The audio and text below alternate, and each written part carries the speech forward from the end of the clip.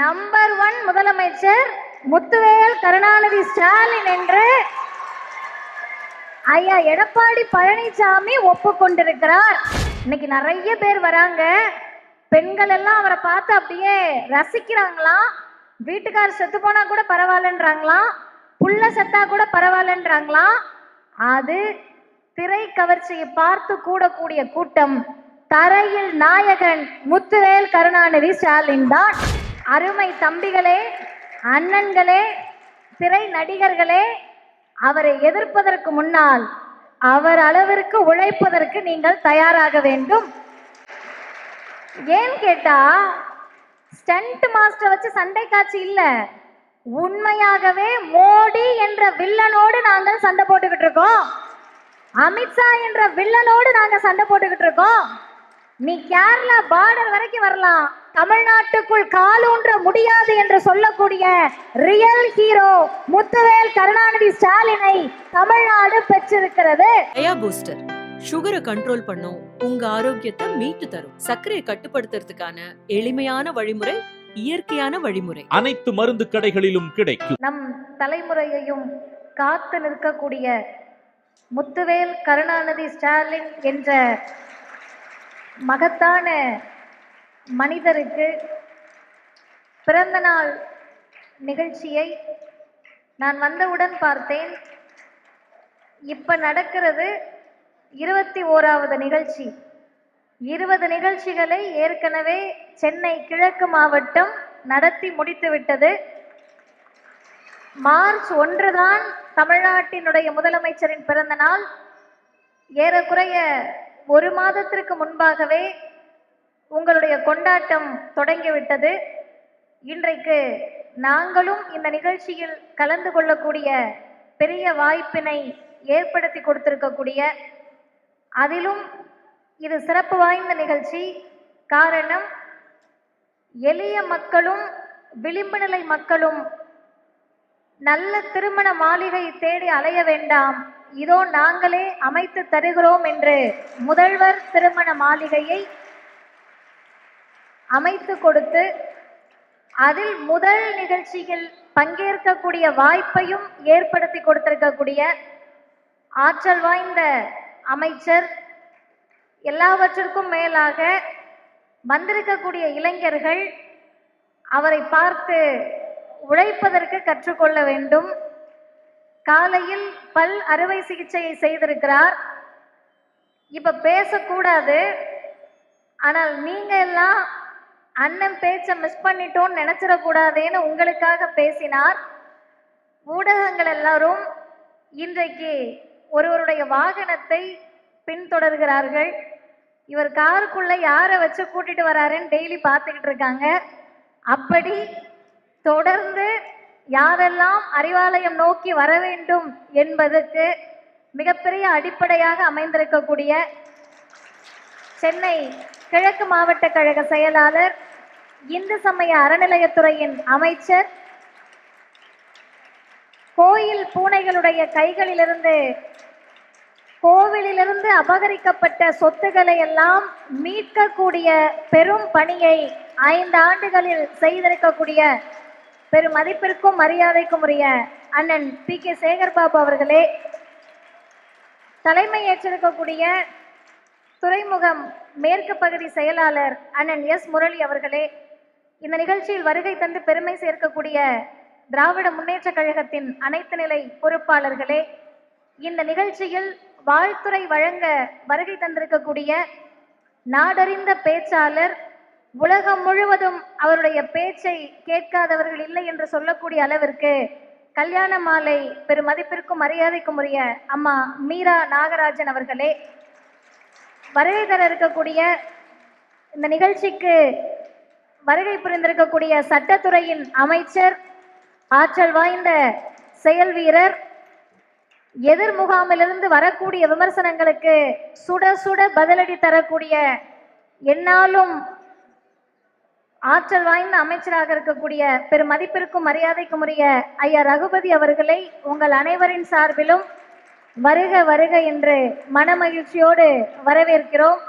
அருமை சகோதரர்களே, தோழர்களே, பங்கேற்று சிறப்பிக்கக்கூடிய அனைத்து நிலை பொறுப்பாளர்களே, என்னோடு வருகை தந்திருக்கக்கூடிய திராவிடர் கழகத்தின் பொறுப்பாளர் அண்ணன் பார்த்திபன் அவர்கள் உள்ளிட்ட உங்கள் அனைவருக்கும் அன்பு வணக்கம். நாளை மறுநாள் தமிழ்நாட்டின் முதலமைச்சருடைய பிறந்த நாள். ஒரு நாளைக்கு முன்பாகவே உள்ளத்தின் அடி ஆழத்திலிருந்து, மனதின் அடி ஆழத்திலிருந்து நன்றி பெருக்கோடு இன்னும் குறைந்தது பல 10 ஆண்டுகளுக்கு இவர்தான் எங்களுக்கு முதலமைச்சராக வேண்டும் என்ற மனமகிழ்வோடு தமிழ்நாட்டின் முதலமைச்சருக்கு அனைவரின் சார்பிலும் பிறந்த நாள் வாழ்த்துக்களை பதிவு செய்கிறோம். 2012 உங்ககிட்ட எப்பவுமே பேசுறப்ப வருஷம் வரலாறுலாம் சொல்லி தாராளமா பேசலாம். ஏன்னு கேட்டீங்கன்னா, தமிழ்நாடு முழுவதும் பேச போறோம். சென்னை கிழக்கு பகுதியில் அண்ணன் சேகர்பாபு அவர்கள் எப்படி ஆடியன்ஸை உருவாக்கி இருப்பாருன்னா, கவனிக்கக்கூடிய, புரிந்து கைத்தட்டக்கூடிய, இந்த பகுதியில் எங்களை மீறிதான் நீ உள்ள வரணும்னு கட்சி நடத்தக்கூடியவர்களை கொண்ட பகுதி சென்னை கிழக்கு. நான் கீழே இருக்கப்போ அம்மா மீரா அவர்கள்கிட்டையும் சொன்னேன், அம்மா நம்ம இங்க என்ன செய்தினாலும் பேசலாம், நம்ம பேசுறதுக்கு முன்னாடியே அவங்க நியூஸ்ல எல்லா செய்தியும் பார்த்துட்டு வந்து உட்கார்ந்துருப்பாங்க. குறிப்பாக கவனிக்கக்கூடிய பெண்களை கொண்ட பகுதி சென்னை கிழக்கு. இந்த அக்காங்க கிட்ட போற போக்குல எல்லாம் கதை பேசிட்டு போக முடியாது. சும்மா வாழ்த்துறை அப்படின்னு சொல்லி பிறந்த நாள் வாழ்த்துன்னு சொல்லிட்டு போக முடியாது. அந்த அளவிற்கு கவனிக்கக்கூடியவர்கள் நீங்கள். இந்த செய்தியை கவனியுங்கள்.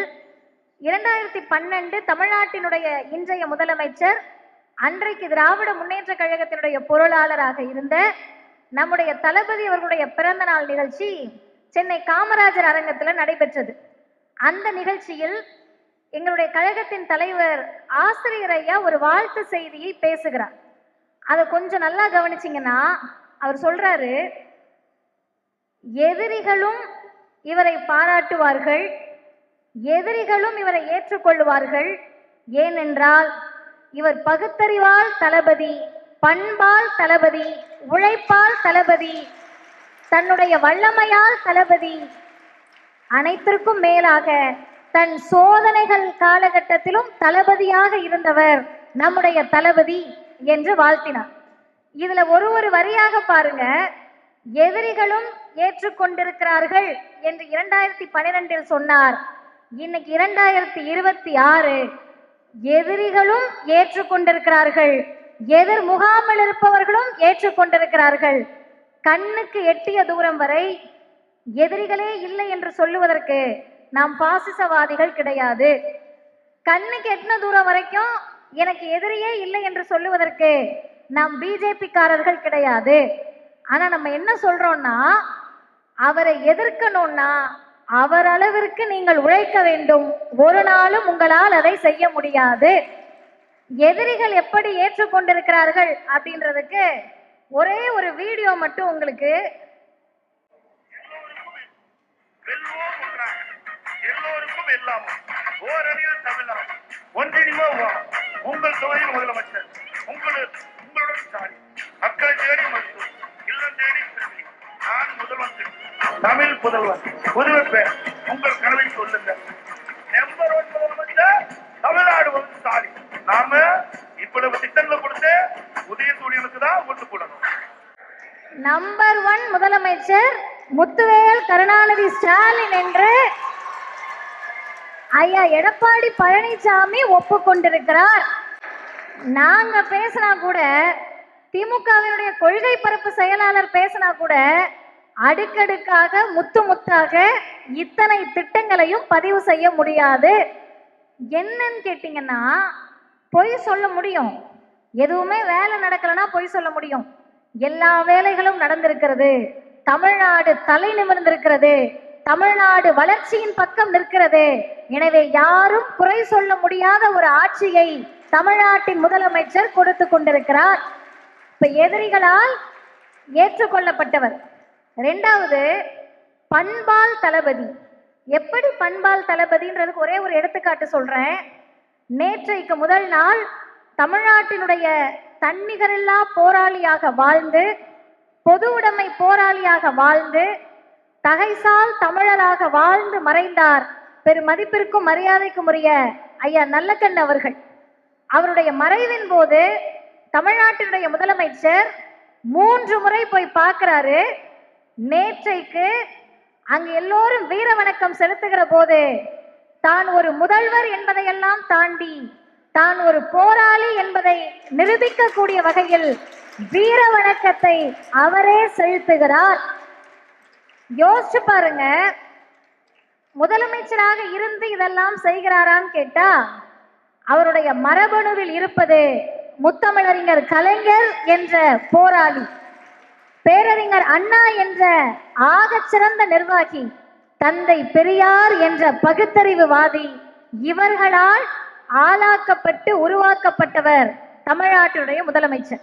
அடுத்து தன்னுடைய உழைப்பால் தளபதி. எப்படிங்க?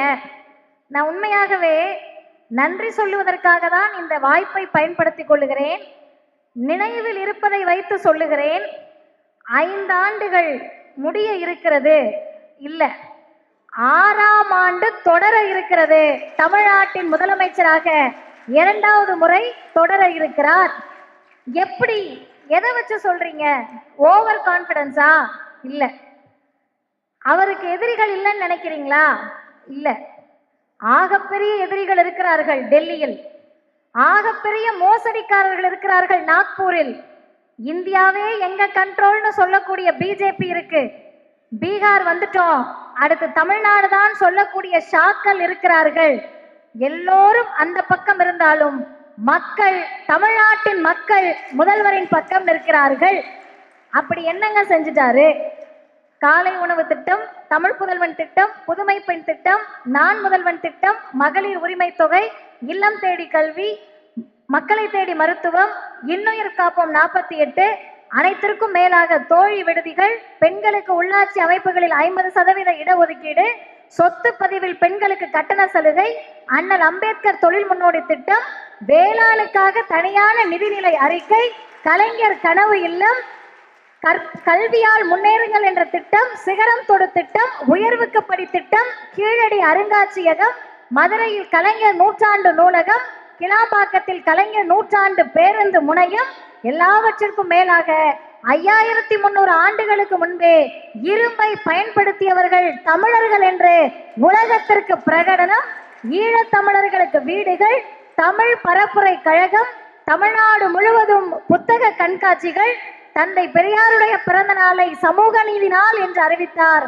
புரட்சியாளர் அம்பேத்கரின் பிறந்த நாளை சமத்துவ நாள் என்று அறிவித்தார்.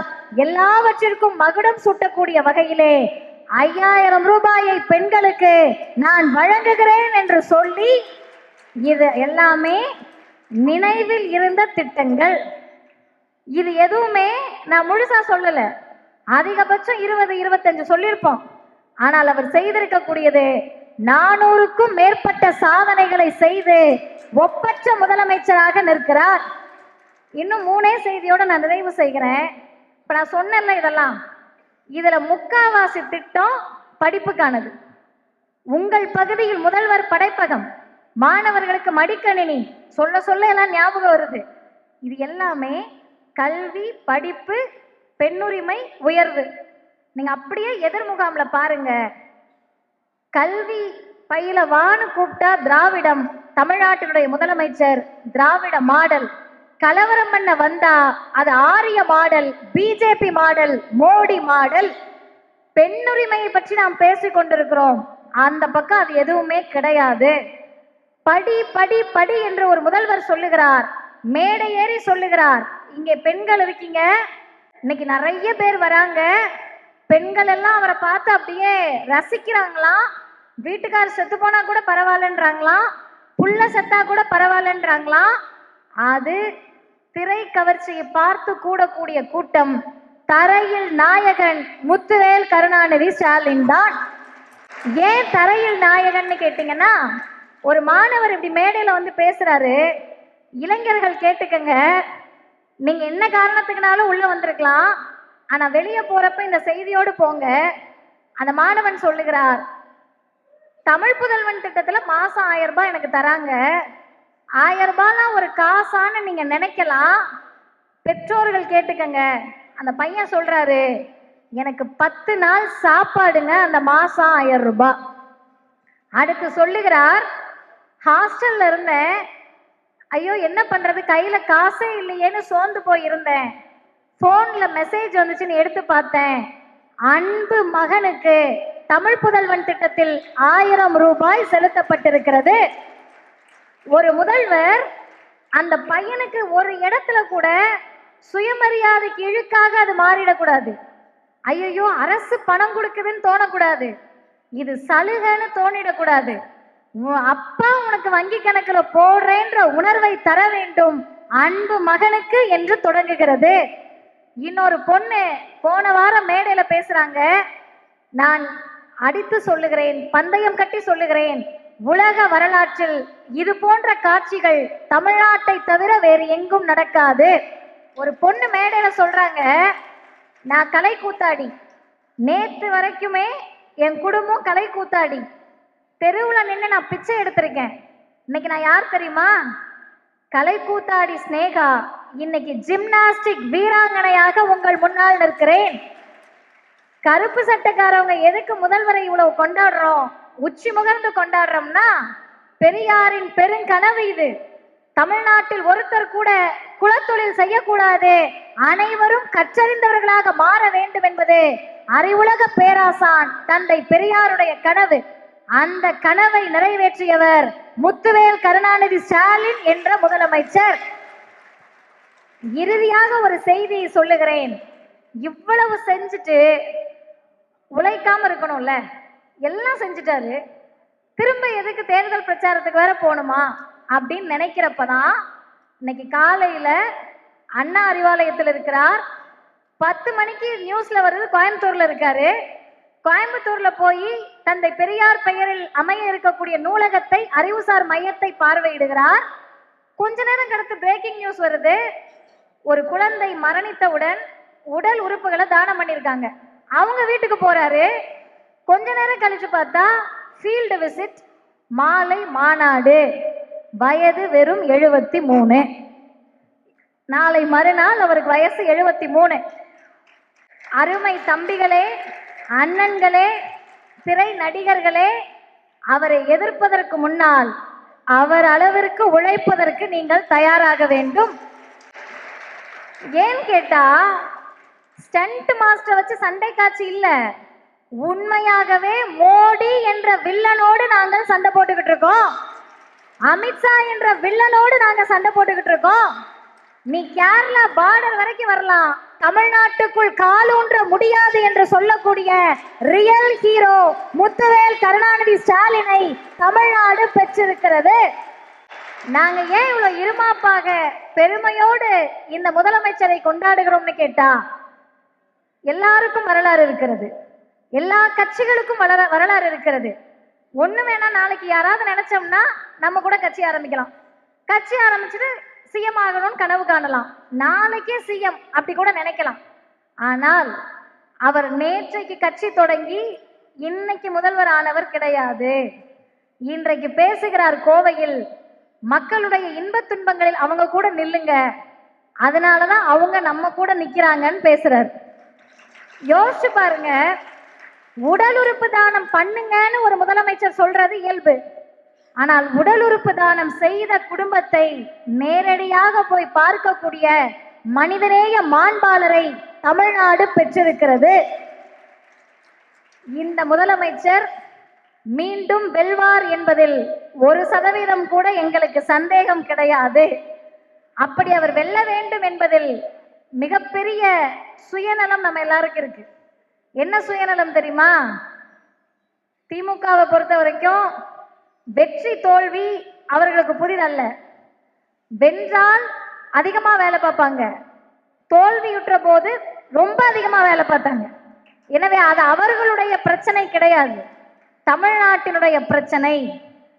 எங்கள் தலைமுறை நல்லா இருக்கணும்னா நீங்க தான் வேணும்னு நாங்கள் கேட்பது எங்கள் சுயநலம். எங்க பிள்ளைங்க நல்லா படிச்சு மேல வரணும்னா நீங்கள் தான் முதல்வராக இருக்க வேண்டும் என்பது எங்கள் சுயநலம். அடுத்த தலைமுறை இந்த திட்டங்களை எல்லாம் அனுபவிக்க வேண்டும்.